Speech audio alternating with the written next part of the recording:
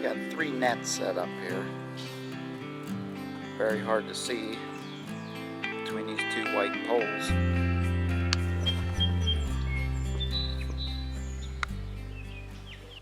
We have another net set up here. What's YouTube? No, I'm kidding. Oh. Do you need me to explain anything? Oh. Yeah, you can explain. So I am extracting the bird using a foot-first technique, meaning I'm removing the netting from the feet first and then from the body of the bird. It wasn't too terrible of an extraction. This is a Carolina chickadee.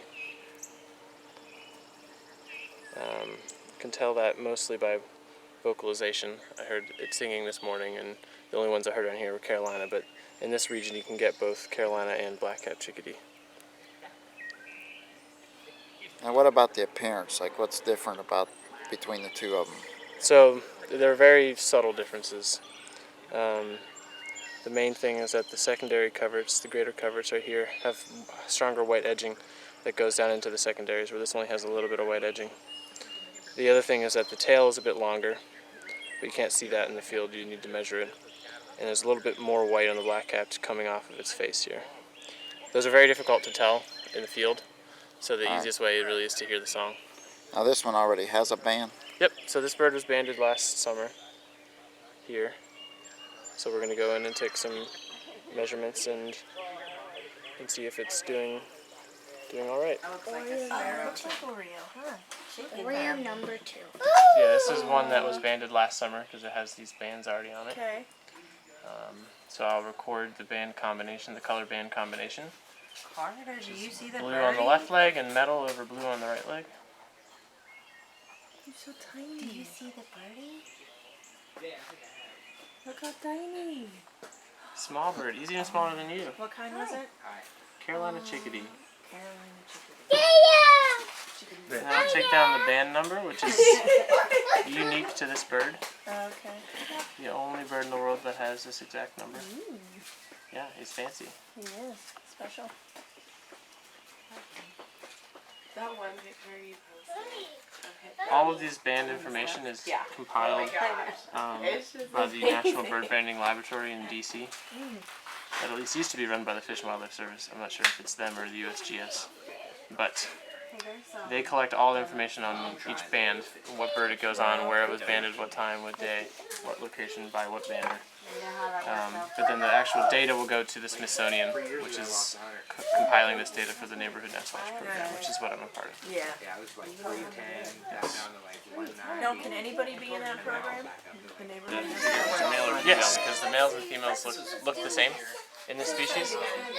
So I blow on the feathers to be able to look at the breast. You can see that there are no breast feathers on the breast, which means that she molted those off to create what's called a brood patch. And she does that so that she can better transfer the heat to the young or to the eggs when she's incubating on the nest. And only the females do that in this species, so that's a way for me to tell that this is a female. Alright. Yeah. He's tinier than you are. Very tiny.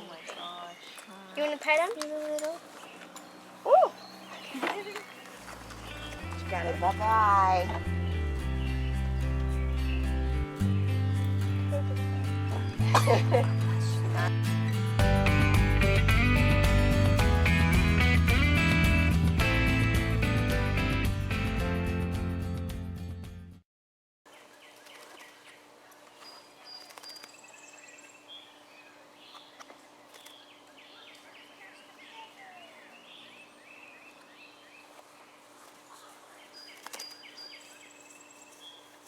Look at this. He likes me. Tickle, tickle. Oh, there's a bunch of leaves. Where'd you get that?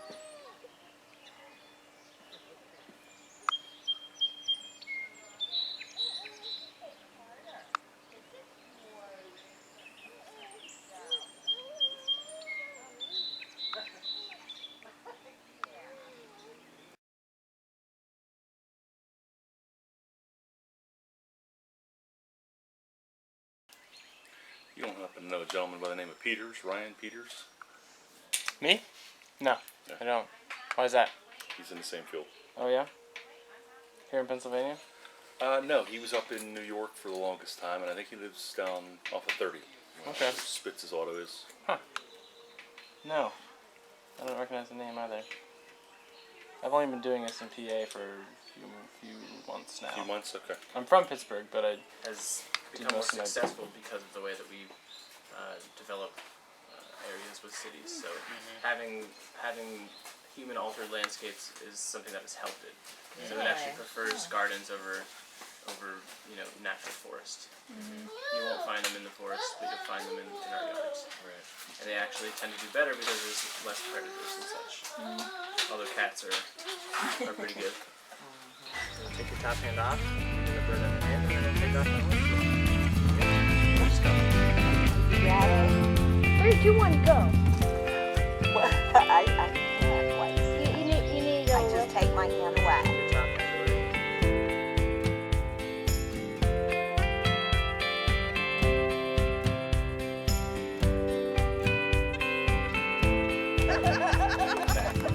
Curl the rest of your fingers still. Make a platform. Put it on the platform. Put your top hand off. Ready? 3, 2, 1.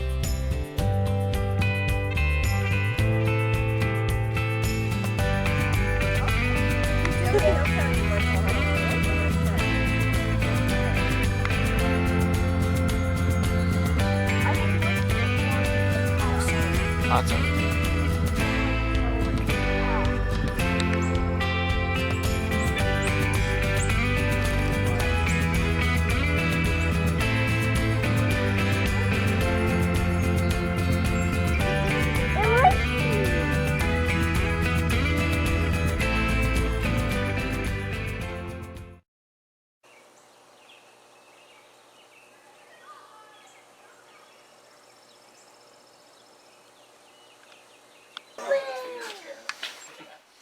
You see the butterfly?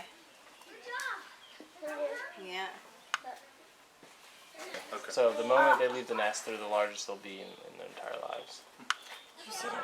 The young are usually actually weigh a little bit more than the adults when they leave the nest because they're just sitting around, not spending their energy. Careful. Hey, I don't want you to do that. And they also give them a little bit more than they need to so that they can, if they're not getting fed when they're out of the nest, they have some extra fuel. But after that, I mean, they're full-sized the rest of their lives. They do all their growing in about 3 He was weeks. talking on the No phone kidding. to So the moment this, they're- he's they full have- size. Yeah, this is full-size. This is a full-size adult. He's talking on the phone to somebody somewhere. Probably putzing around the yard. Now that's a Carolina because of the white outline on the. This is a Carolina because, for several reasons. There's not a whole lot of white in these secondary coverage here. They're kind of pale. Also, the easiest way to tell is by tail measurement, how long the tail is. And black cap chickadees have longer tails, above 55, and Carolinas can be just above 55 but aren't much above it. So this one is 54. Here's another They overlap from about 55 to about 58. Black caps are usually 58 and above or so. So these Carolinas are significantly smaller when you actually get the measurement, but you can't really see that in the field. So the way to tell is that you see them from behind. There's only a little bit of white in the edging right here and nothing up here. Black cap would be like a nice, they call it a hockey stick because it goes like white up like that and then across like a stick. Alright. But there's none there right now. You can see that. But in Pittsburgh, it's interesting because they hybridize. They'll mix. They'll actually interbreed, and so you'll get ones that measure as a black-cap chickadee that look like this. They're pale, and vice versa. You'll get one that has the white there, but it measures as a Carolina chickadee. And you'll go places and you'll hear Carolina chickadee, and you catch the birds and measure them, and they measure black-cap chickadee. That's what we have a couple in our yard like that. Yeah, they sound like black caps, or they sound like Carolina. They sound like, I always get confused. They sound like Carolina. Yeah.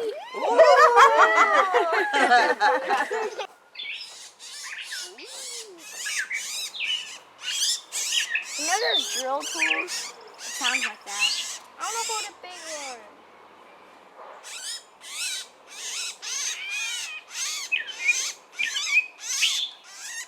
like a cat. What is it?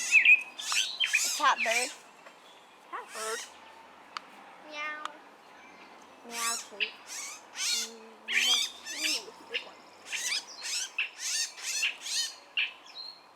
Is it a cat bird? Gray cat bird. You called it in with the recorder, huh?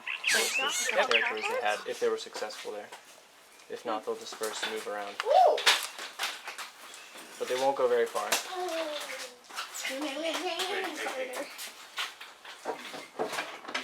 Sean, there's 2 balls right there. So this is a good bird to show how we age. Songbirds. So I'm looking in the wing to decide if there's multiple generations of feathers within the wing. So basically that means I'm looking at the feather tracts. You see all these feathers here, these are called the flight feathers. The outer 10 are called the primaries, and the inner ones here are called the secondaries. And then the ones above them are called the primary coverts and the secondary coverts. Secondary coverts are 3 lines of them. There is the lesser coverts up top, then the median coverts, then the greater coverts. So I'm looking at these tracts of feathers, basically because they grow, they molt feathers within tracts. They molt similar types of feathers. And so I'm looking at those tracts to see if there are different types, different ages of feathers within them.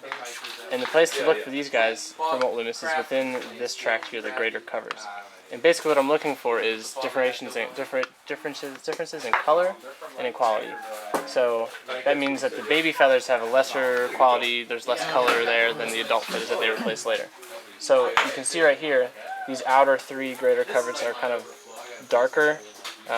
There's not as much color to them. So this one, and this one. Then these ones here. They're thinner, they're weaker, they're not as long, there's less sheen to them than these 3 here. So these 3 feathers were grown in the nest last summer when this bird was born.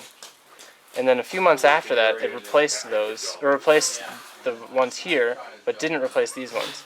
So it molted out and grew in some new ones here, but it didn't molt these ones. Guys, let's do it away from the cars. So that tells me that this bird was born last summer.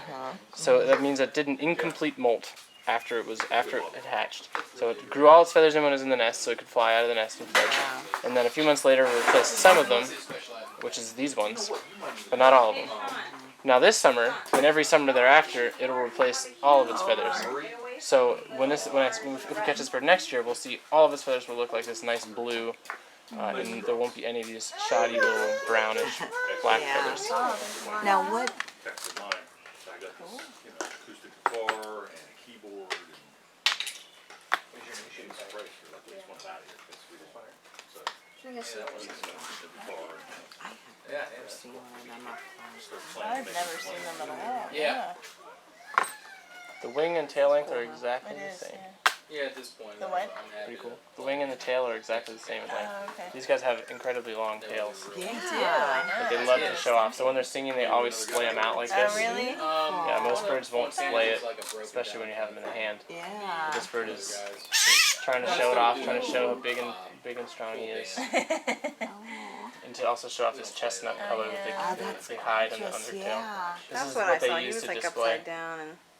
They'll I flop saw their that tails sound. and swing it back and forth and get above a female and show that color off. But the females also have the chestnut, which is interesting. Yep. Bob told me that. Oh, you want to see? Okay.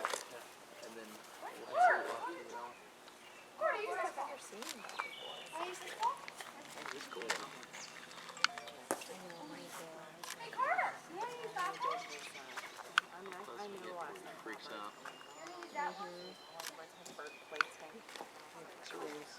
Do you want to get the undertail too?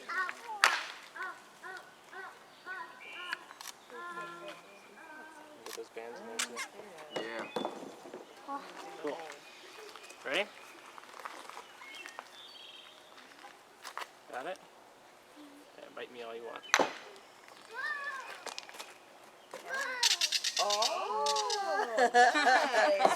He was squawking. Chickadees can get themselves incredibly tangled. I see that. Where's Can I hold This this? isn't bad at all, but Oh, really? no. I've seen chickadees.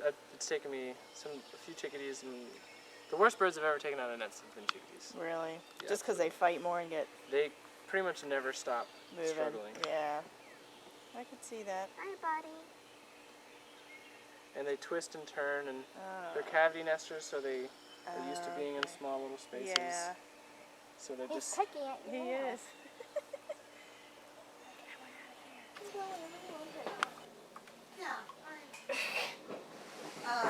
We're going to close the nets in about 15 minutes. Oh, see, he's wrapping up anyway.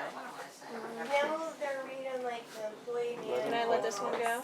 People are freaking out. Between the shoulders and the neck. Yep, just like that.